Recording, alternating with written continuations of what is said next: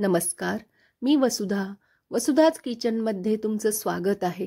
आज आपण एक वेगळा प्रकार बघायचा आहे आमटीचा आणि तो म्हणजे निरफणसाची आमटी। नेहमी आपण निरफणसाची कापं करतो किंवा भाजी करतो, तर आज आपण आमटी करूया। तर निरफणस हा असा दिसतो। तर याचे हे वरचं साल काढून घ्यायचं आहे।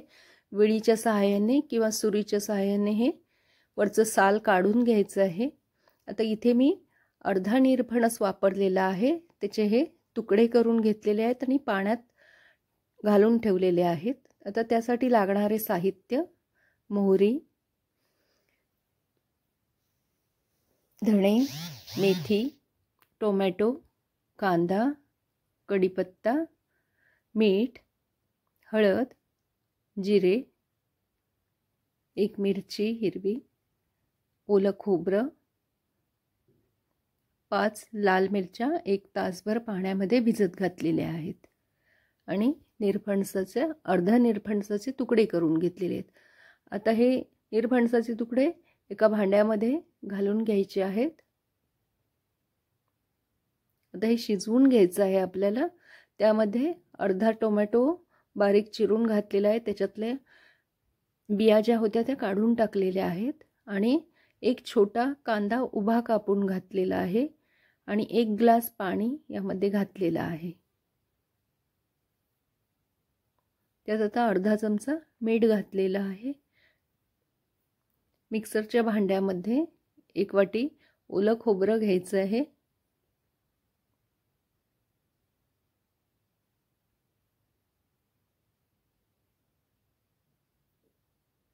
त्यामध्ये अर्धा चमचा जिरे घालायचे, थोडीशी मेथी, 1 चमचा धणे, 1 हिरवी मिरची आणि ज्या मिरच्या आपण 5 भिजवलेल्या होत्या ते घालायच्या, 4-5 लसणाच्या पाकळ्या आणि थोडंसं पाणी घालायचं आणि हे बारीक वाटून घ्यायचं आहे। इकडे आपण गॅसवरती हे निरफणसाचे जे तुकडे होते ते शिजत ठेवायचे आहेत।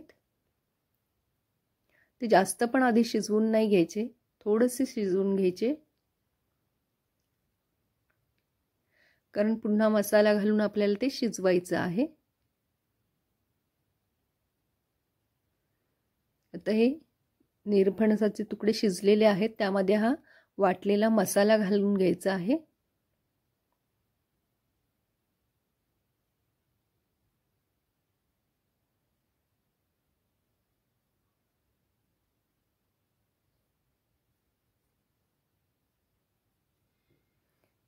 अर्धा चमचा हळद घालायची आहे,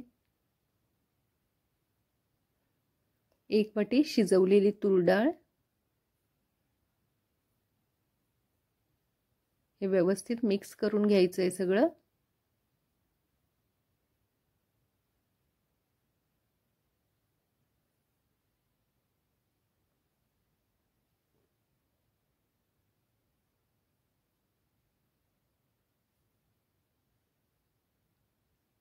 मिक्सरच्या भांड्यामध्ये पण थोडं पाणी घालून त्याला मसाला लागलेला असतो तेही पाणी त्यात घालायचं आहे आणि याला चांगली उकळी येऊ द्यायची आहे। त्यामध्येच आता चिंचेचा कोळ घालायचा आहे। एका लिंबा एवढे चिंच घ्यायची आहे आणि त्याचं पाणी घालून तो कोळ इथे वापरायचा आहे। आता दुसरी कढई घ्यायची किंवा पॅन घ्यायचा, त्याच्यामध्ये एक 3 ते 4 चमचे तेल घ्यायचं आहे। त्यामध्ये चिमूटभर हिंग घालायचं आहे,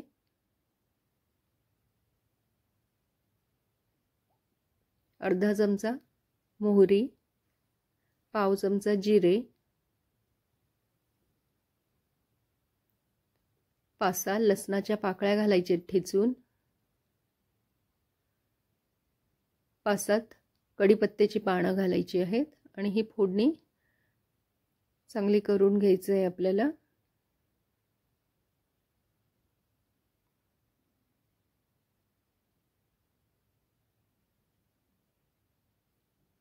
आणि आता त्यामध्ये हे आपल्याला शिजवलेलं जे सगळं एकत्र केलेलं मिश्रण होतं ते घालायचं आहे आता या फोडणीमध्ये.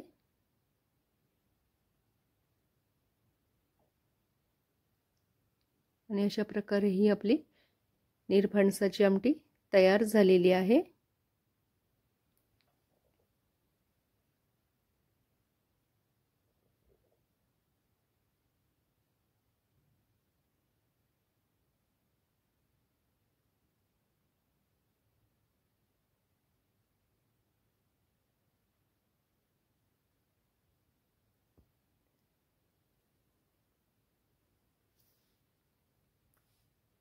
तर ही आमटी नक्की करून बघा. एक वेगळा प्रकार आहे. हा व्हिडिओ तुम्हाला आवडला असेल तर व्हिडिओला लाईक आणि शेअर करा. वसुधाच किचनला सबस्क्राईब करा. पुन्हा भेटूया नवीन एका स्वादिष्ट रेसिपीसह. धन्यवाद.